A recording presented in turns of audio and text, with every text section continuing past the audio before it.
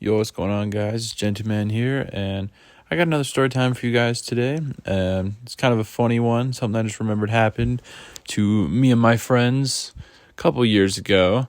And this is a group of friends that I don't think I've talked about on the channel yet, so that's always cool. More people that I have to come up with names with so I don't expose them. So I'm gonna hop right into it.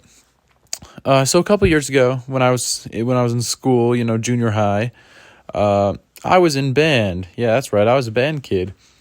I played the tuba in the first year, and then I switched to percussion because that's a lot better, if you ask me, if anyone cares. But anyways, I was in band, and there was a thing that every year in band in junior high, you got to go on a band field trip. They called it band camp, and it was a field trip. You go for a couple days, you stay overnight, and the location, it changed every single year. Like, you got to go to a different place depending what grade you were in. So I'm getting super excited for this. That's what I was looking forward to the entire year in band, and it finally shows up, right? And so you get to room with your friends, and luckily I actually had friends in band. It was one of those classes that I had people I was friends with. So I was rooming with my friends, and it was great. I think there was 4 of my friends in the room, and the room had 4 different bunk beds, so we all got a top bunk except my one friend who he got a bottom bunk, but it was like the biggest bed in the room. It was like the size of 2 beds. It was weird. The point is, we all got these top beds, and it was awesome because there was like these shelves between all the beds, there's 2 on one side, on each side. There would be a shelf between them, and you could like crawl across the shelf to the other one. So we had this whole like little fortress as our room. And we were enjoying ourselves. We were playing some music, and in the free time we got, me and my one friend started making a map of the surrounding forest, which we promptly left in the room when we left the camp a couple days later. But that's not the story I wanted to tell. The story I wanted to tell came at night. So at night, they of course had rules. The girls are on one side and the boys are on the other side, and boys are not supposed to go to where the girls are. Girls are not supposed to go to where the boys are for literally any reason. And so we're just chilling on our side, and you get snack time, and then when the teacher tells a story to everyone, and then you're supposed to go to bed. But I'm chilling with my friends, so we're supposed to go to bed, and the teachers are like listening to make sure we're not still awake, but we're all still talking and stuff.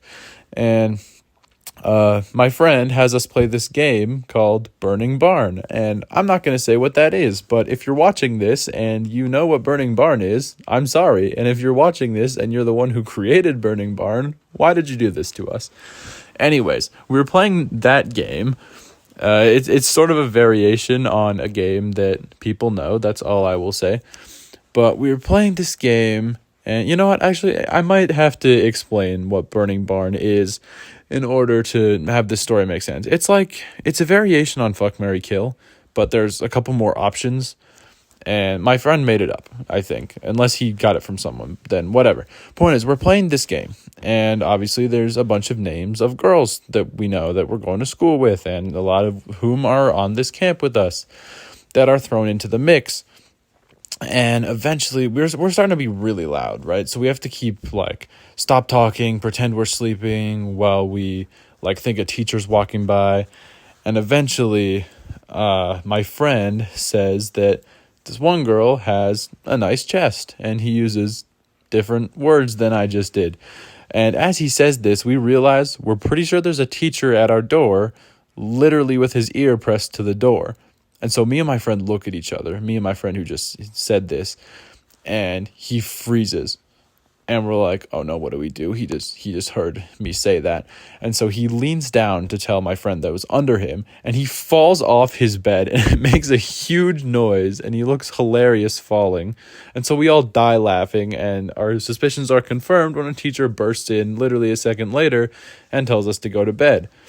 No teachers came to our room again after that, but the next morning, the teachers were in charge of medication and whatnot that any of the kids had. So the same teacher calls my friend aside at breakfast, and he's like, I need you to come with me for a second. And he and I just look at each other, and he's like, oh no, dude, we're in so much trouble. And then I'm like, oh no, dude, it's okay. It's going to be fine. I didn't know if it was going to be fine. But he came back to us at the breakfast table shortly after, and then I'm like, so what happened? He's like, oh, yeah, no, it's all good. He just needed to give me, like, the meds. We're like, oh, okay, cool.